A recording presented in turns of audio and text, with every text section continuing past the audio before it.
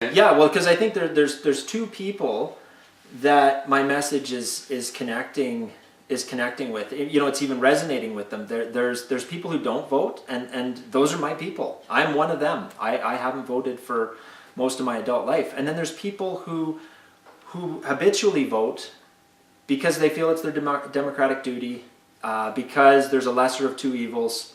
You know, there can be different motivations for them, but they're ultimately not voting from inspiration or idealism. You know, they're voting from a very pragmatic place because they almost feel like they have no choice. And those are the people that I want to connect with. You know, whether you're the disconnected, disillusioned, disappointed who never vote, or you're the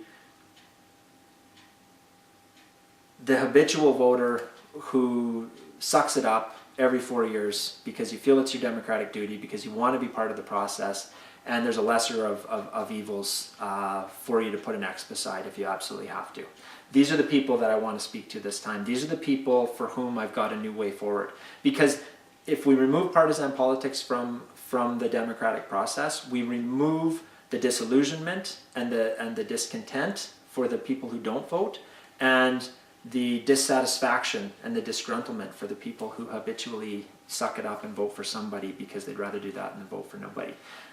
If we put on the ballot the best and brightest that every riding has to offer every single time, people can and will come out to vote for a new type of democracy that's flexible, that's innovative, that's creative, that's rooted in the 21st century, and that is not dictated by partisan platforms or adversarial governance. You know, when people end up in Victoria to work against each other, we are literally looking at a model for producing the best possible policy that is rooted in a practice that doesn't exist anywhere else in our society.